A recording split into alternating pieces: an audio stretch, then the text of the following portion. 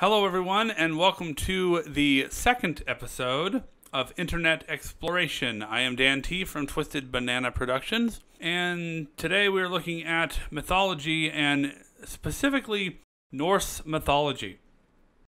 There are 3 Valkyries on my monitor. Norse mythology is the body of myths of the North Germanic peoples stemming from Norse paganism and continuing after the Christianization of Scandinavia. Nordic peoples, and in a medieval context, referred to as Norsemen.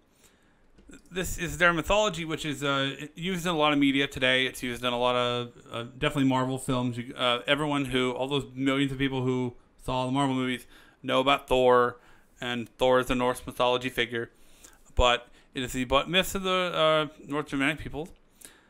Scandinavian folklore. The northernmost extension of Germanic mythology. Norse mythology consists of various tales, various deities, beings, and heroes being derived from numerous sources from before the pagan period, including medieval transcripts, archaeological representations, and folk tradition.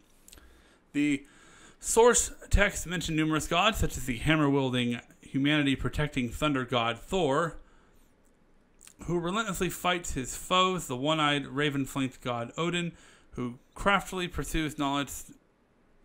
Fights his foes. Oh, there's a colon there. A semicolon. The one-eyed, raven-flanked god Odin, who craftily pursues knowledge throughout the worlds and bestowed among humanity the runic alphabet. The beautiful Selor. I'm going to botch all of these names today, so I'm sorry about that. Selor, feathered, cloak-clad goddess Freya, or they just call her Freya. I don't know if the J is silent or not. Freya is a goddess associated with love, beauty, fertility, sex, war, gold. Okay, I think you need to pick one. Okay, you can't do it all here. Odin is a widely revered god in Germanic mythology. Norse mythology, the context of most surviving information about him associates Odin and wisdom, healing, death, royalty, the gallows, knowledge, war, battle. So all of these gods are multifaceted. They do a million different things, apparently. And they're good at everything, because, they're gods. Why not, right? Freya, who rides to battle to choose among the slain. Keep this in mind of choosing among the slain. We'll get to that later. Freya has a lot in common with the Valkyries, I think. I actually thought Freya was... Yeah, that's why they say Freya is a goddess of fertility, but she's also goddess of war. So that's interesting. By the way, if you want to make another game, we'll be talking about God of War later, but Goddess of War is your sequel trilogy, by the way, if they ever choose to make that. The mysterious god Heimdall, who is born of 9 mothers, can hear grass grow. He can hear the grass grow, guys. That's how awesome Heimdall is. He's like the Aquaman of Norse mythology. Born of 9 mothers. 9 mothers, man. How are you born of 9 mothers? One of them has to... I guess that's why he's so mysterious. He's born of 9 mothers. Gold teeth. I think in the Marvel movies he had gold teeth. And possesses a resounding horn. And of course, right here, the most popular, the Jotun Loki. Jotuns are the giants, basically. Entity contrasted with gods and other figures. Oh. Entities are ambiguously defined. Well, that helps me today, okay, guys? I'm exploring this. I don't... ambiguous, really. Loki, who brings tragedy to the gods by engineering the death of the goddess Freya's beautiful son, Balder. Yes. Spoiler alert, Balder dies. Balder is a god in Norse mythology and a son of the god Odin and the goddess Frigg. He has numerous brothers such as Thor and Vali. Most of the surviving mythology centers on the plights of the gods and their interaction with 7 other beings such as humanity... And the Jotnar, beings, the Jotnar, beings who may be friends, lovers, or family members of the gods. The cosmos in Norse mythology consists of 9 worlds that flank a central tree. So, in the Marvel movies, the tree is like ethereal. So it's like this tree, and then it's like a constellation that looks like a giant tree that's like ethereal kind of thing. But in Norse mythology, it is a literal tree called Yggdrasil. You pronounce it with like an E, even though it starts with a Y. I think it's Yggdrasil. An immense mythical tree, like the size of the universe, that plays a central role in Norse mythology where it connects the nine worlds. Do they have a listing of the 9 worlds here? let's look that up. The 9 worlds Norse. So, what are the 9 worlds? We have Asgard, realm of the Aesir. That's where Odin and all those guys are. Oh, come on. Limited ads. Fine. Oh, I have to get rid of my ad block. You guys, I can't even do research because the ad blocker thing. I'm keeping my thing, okay? Asgard, the Aesir where they live. They're using pictures from the Marvel movies. Because, I mean, that's the most brilliant depiction, right? Alpheim, realm of the Light Elves, ruled over by Freya, the twin brother of Freya, and another of the Vanir gods. There are Light Elves. So all you Tolkien fantasy people can write Norse mythology. Go right into that Norse mythology fanfic.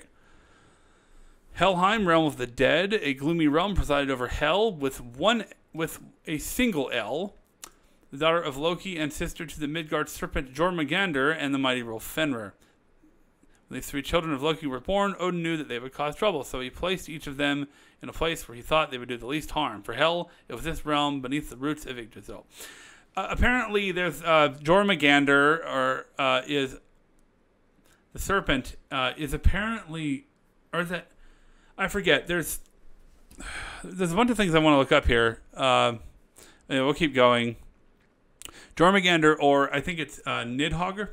Nidhogg is chewing at the roots of the tree, trying to take it down, and it must take billions of years because he never did it. Never did anything. He didn't eat the tree. Jotunheim, realm of the giants, located beneath Asgard. Jotunheim is the realm of the giants. The trickster god Loki is himself one of the Jotun, but lives in Asgard alongside the Aesir. Perhaps he too was sent there as a hostage, but the Jotun are also enemies of the Aesir. So Aesir fight the giants. Jotunheim is a land of chaos. It's cold. There are giants. That's it. Midgard, realm of the humans. They're using a picture from Skyrim here. Go figure. Located somewhere around the middle of Yggdrasil. They're not exactly sure where. It's somewhere.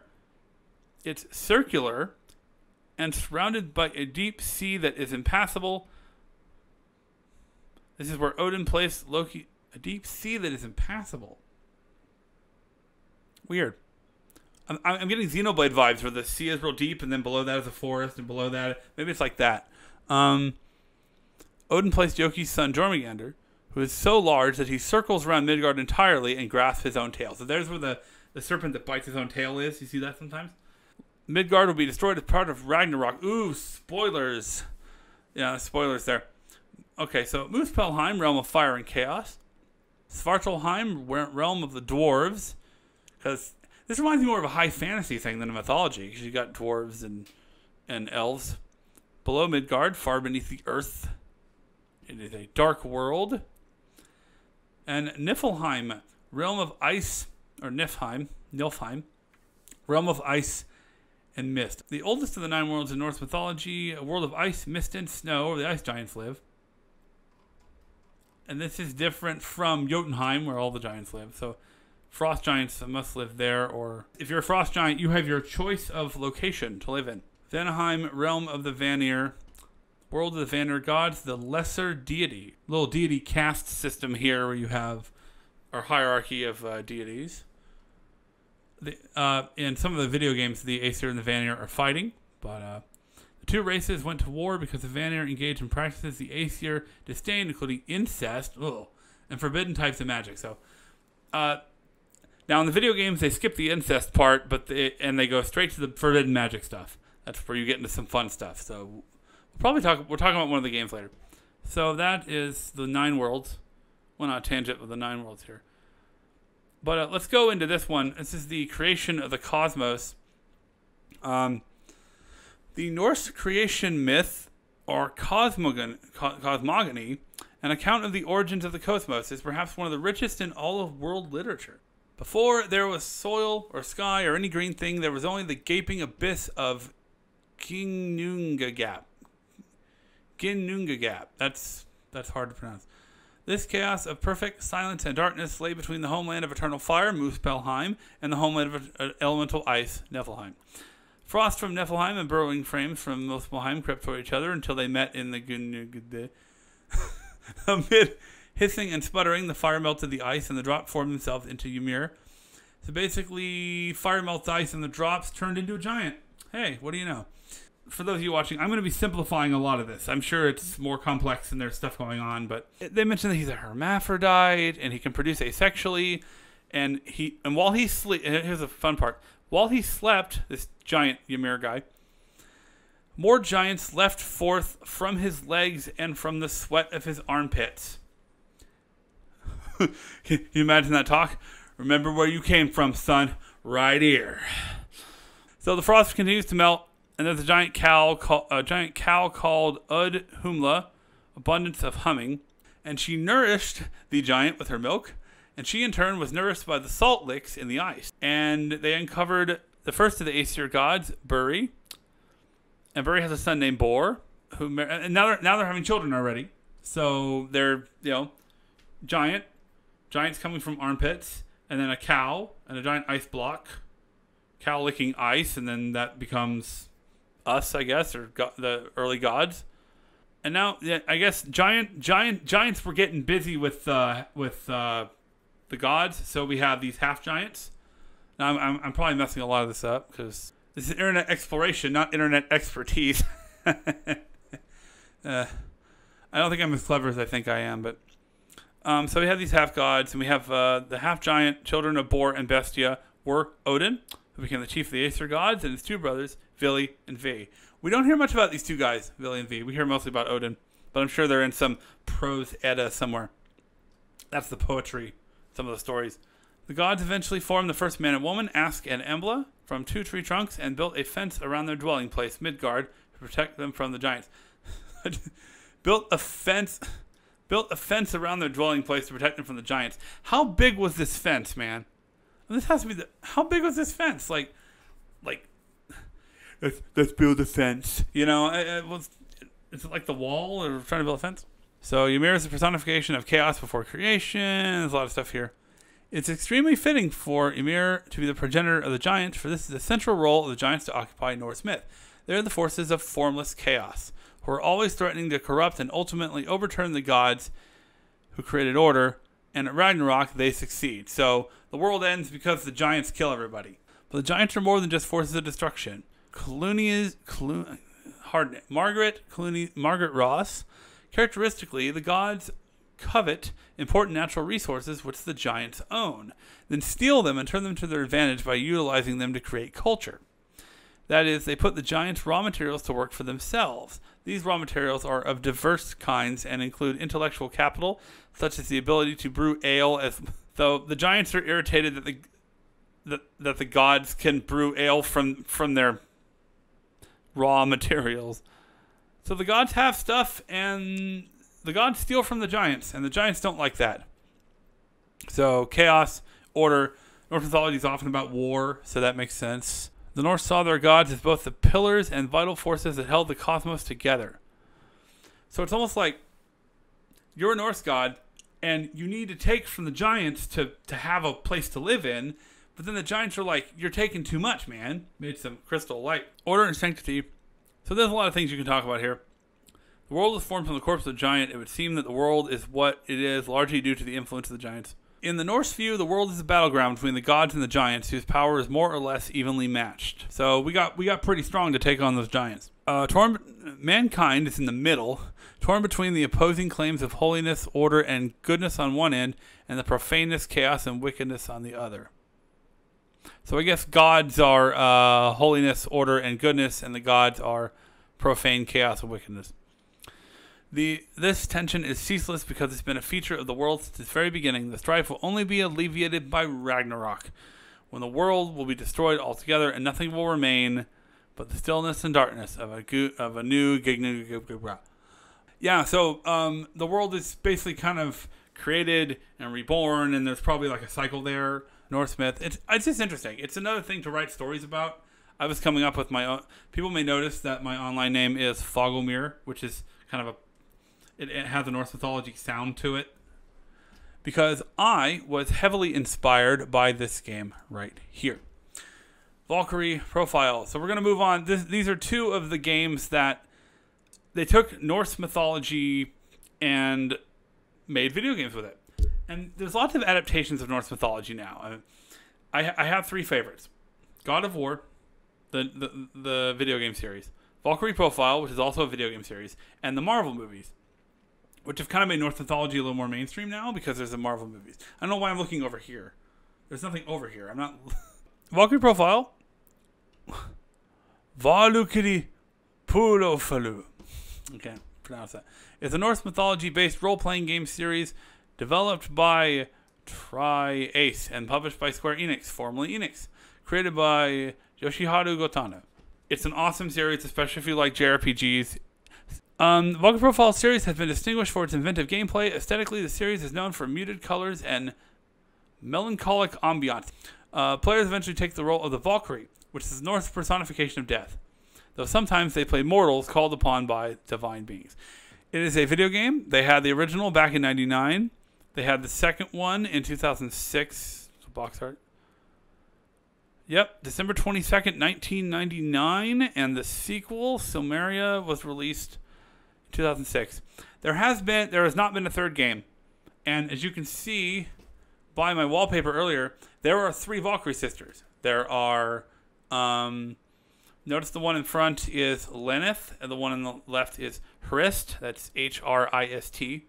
Hrist, and the one on the far end is Silmeria. And 2 of the games have been named after Silmeria and Lenneth. And so there's no Hrist game yet. And some of us are wondering, when are you going to get the third Valkyrie sister in here? But Valkyries in Norse mythology are known as choosers of the slain. I know this. What they do is they come down and they find humans that were either valiant warriors that would be a good fit. It's basically a good fit to then fight with the Aesir and fight against the giants and the holy wars and all that stuff, against the giants and the chaos and all that. So Valkyries, find these warriors, and these warriors basically get to live on in the afterlife as gods and fight the gods' wars. So, and they are known as Einherjar, I believe, at least according to the game they are. And so and the game obviously takes some liberties, because they have to design all this armor and make it kind of in an anime style. So I'm going to first look up Valkyrie Profile opening intro.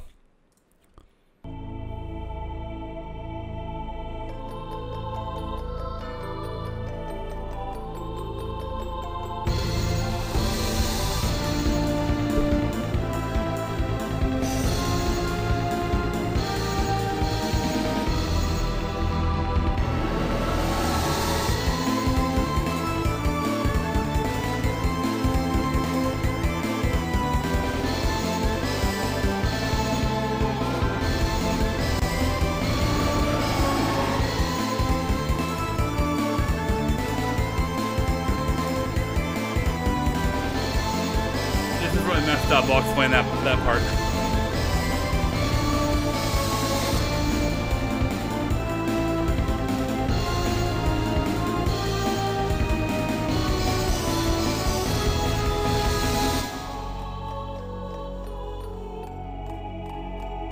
Whoa. his capture device slowed down. Frame rate slowed down there. Maybe that was me. I don't know. Well, so this is the trailer for the game. Came out in '99.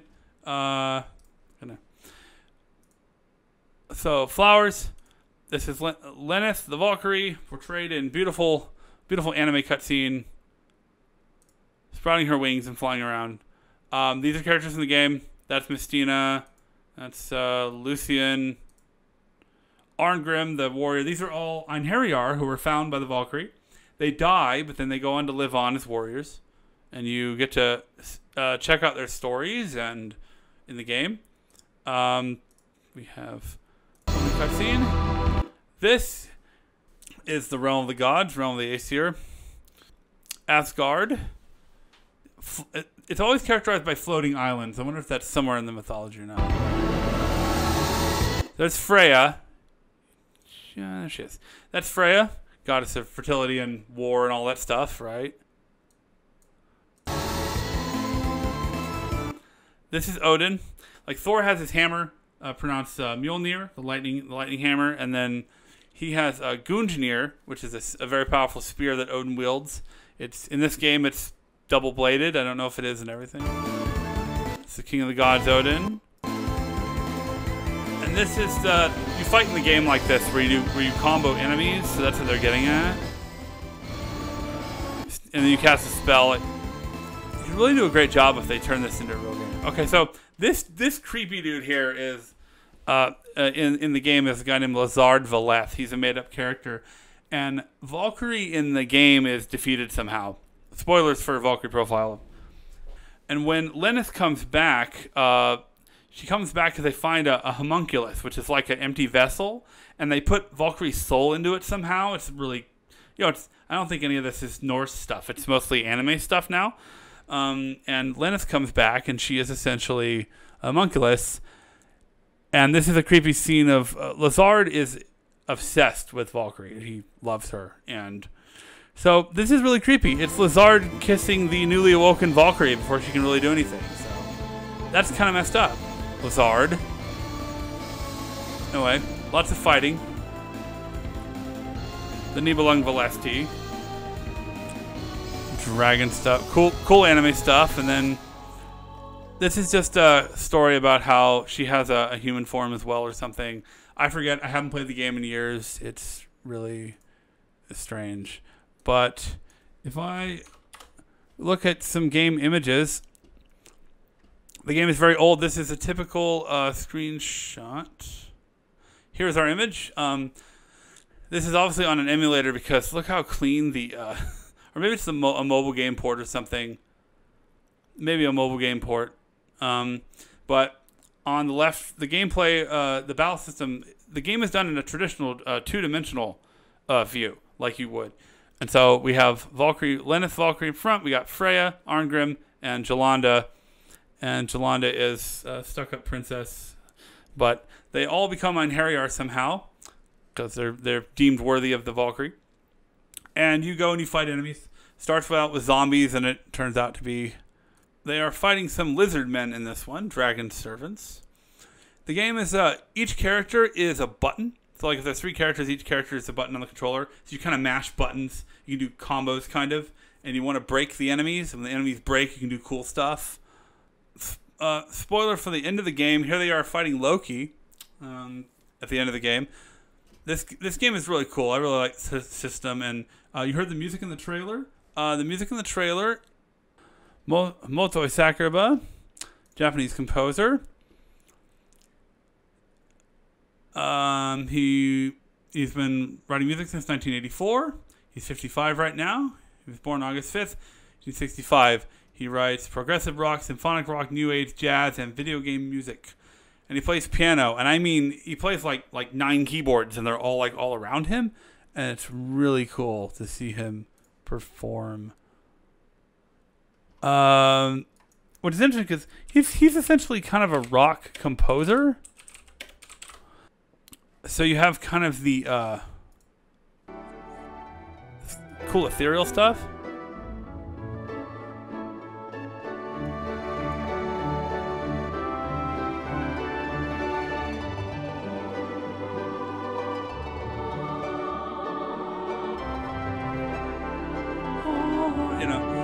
That kind of stuff.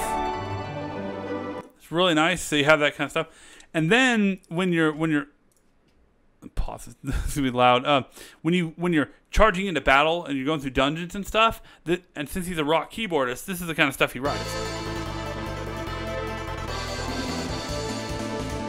Lots of drums. Yeah.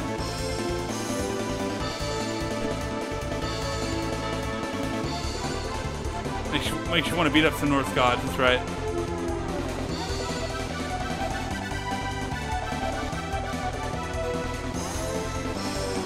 Scoops. Yeah. It's so cool.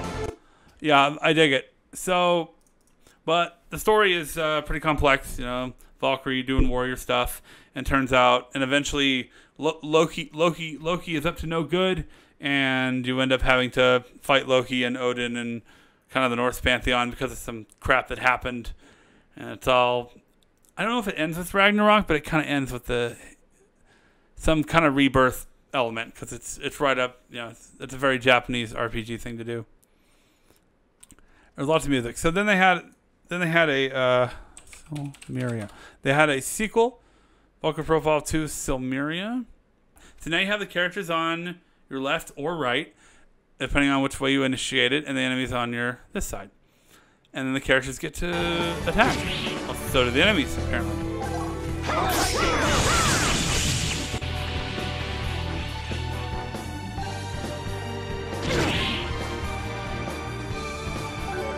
The first one plays the same way. Thunderstorm. So it's really cool. I can't show you too much of it, but it's epic. If you like JRPGs, you gotta try this game. You really do. It's fantastic. And the sequel, the story's not as good. The story does a lot of time travel crap, but the actual original game and the sequel are both fun to play, at least. I was such a big fan of the game that I actually imported it from Japan and beat the whole thing in Japanese before I even knew what was going on. I just wanted to see these characters do this stuff. I'm a big fan of the game. And I'm talking about Norse Mythology today because it's what we call tangential learning, where I'm a big tangent guy, and I played Valkyrie Profile and then for PlayStation, and then I went on a tangent for the next 10 years looking at Norse Mythology stuff. And obviously by today I've forgotten a lot of it, but Valkyrie Profile is one great example of Norse mythology being adapted into something really cool that I can really enjoy and get behind. Really a lot of fun.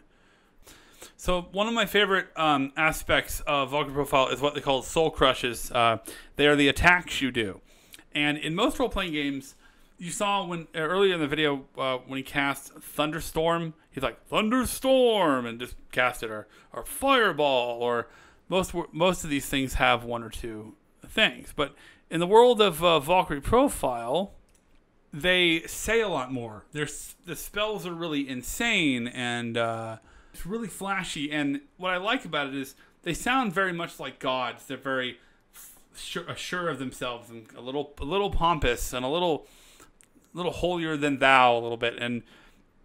And the way they talk when doing a spell, it's exactly how you would think Norse gods would talk, or Thor.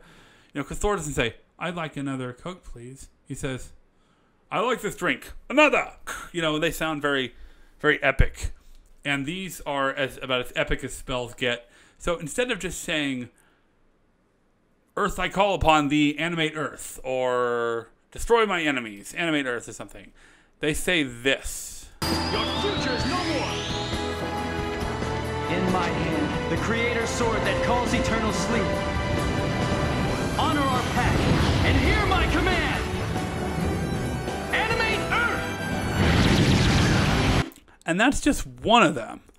They have these great... I'm kind of geeking out here. I'll watch a few of these. Can't see it very well because the video's so old. The game came out. As the creator of a new world, I condemn the old wicked gods. See, it's like, the creator of the new world, I condemn the old wicked gods. I mean, it's awesome. All the spells are like that, the big ones. And, the first game there was this, one of my favorites is a spell called Gravity Blessing. And he says, lightning that resides in the ashen depths, descend now as a storm upon my foes. Gravity Blessing. And it's said by an enemy with a really low voice like this. And it's so cool. So I'm geeking out a little bit there. We're going to move on. One last. Norse mythology is very prevalent in today's society with the Marvel films, but also a game called God of War. God of War, initially, for those of you who don't know, is about a guy named Kratos. Kratos, basically, he's a warrior who calls on Ares. Ares, though, kind of screws him over, and in a fit of rage from his new power, he kills his family, and then vows to destroy Ares. And Kratos eventually becomes the new god of war, and through a bunch of games, defeats the Greek mythology pantheon. And then and now apparently he's living in Norse mythology somehow. They explain how it all works, but the new game is Kratos as much older, and he has a son, and who he calls boy a lot, and he'll end up fighting Balder, the god who was tragically killed, as we learned earlier. So the game is really good. Let me just play a TV commercial so you guys know what I'm getting at here. Not actual gameplay.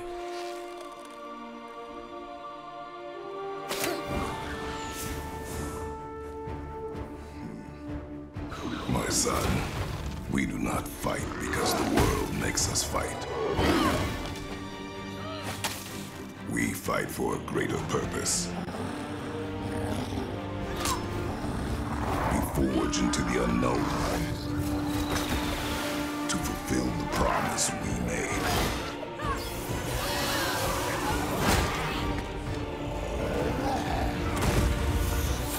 No matter the darkness, nothing will stand in our way.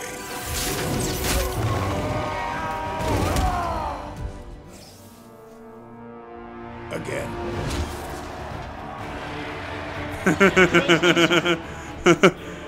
Kratos is a badass god of war. So, I mean, already... Uh-oh. Oops. You're good, right? You're good? This lady. She's from that Love Live school idol thing. I better move her away from the thing. Anyway, yeah. You just have to put your anime figurines and everything, don't you? Yes. Yes, I do. Well, God of War is great. You kind of start, you're basically Midgard. You start from nothing. Then you fight Balder, you fight a bunch of giants, you fight some other stuff, and at the end of the game, they tease you, and they have Thor show up, and you're like, oh man. And then, so great combat in this game. You throw an axe around, the axe comes back to you. It's got runes on it, all kinds of cool stuff, and I forget the name of the axe, but it's pretty legendary. A lot of fun to use, a lot of fun to play. If you haven't played this game, it's really good. Where Valkyrie Profile is to RPGs, this is more toward action games. If this video has interested any of you in Norse mythology, I like it. I mean, some games have come out that have made Greek mythology cool again, but Norse mythology is kind of the mythology I enjoy. I like the warriors. I like the crazy magic and the giants and the fighting and the core stuff. Some of the initial world-building stuff about, like, the gods being born from armpits. And it's a little weird. It's a weird origin story, but, I mean, it's a fantastic mythology. But, yeah, Norse mythology is not quite as popular as Greek mythology, but with all the Greek mythology being done to death, they're starting to revive it. And there are some great adaptations, like God of War, like Valkyrie Profile. And Valkyrie Profile is hard to track down. I mean, you got to get it on the old PlayStation Store. I'm really bummed right now because Valkyrie Profile is a mobile game. It's on your phone. You can get it on the iOS store and stuff. And I don't really like it, even though it has the same battle system that was made popular in the first game. I just don't like it. And I want them to make a big budget, awesome Valkyrie Profile game again. And I'll have to settle for God of War right now. But I'm hoping that one day the mobile game sparks enough interest for them to make a different game, because I just even if it was an MMO, I would play it, but it's on the stinking phone, and I'm not a big fan of the phone games. I can't get behind all the microtransactions and all the stuff that goes on. So right now, Valkyrie Profile lives on. They had a 20th anniversary of Valkyrie Profile, and they did absolutely nothing. They had some in-game thing, and that was it. I was kind of like, man, this was a series that really made me excited about studying a mythology, kind of learning about something and enjoying a cool game while I was at it, and now I feel bad that it's been relegated to just this mobile phone game where it's just kind of like every other mobile phone game, and it irritates me. I think this series has a lot more to it. I think we need a Ragnarok in the Valkyrie Profile world. We need to restart from scratch and make something awesome. If you have a Norse mythology idea, write about it. Go for it.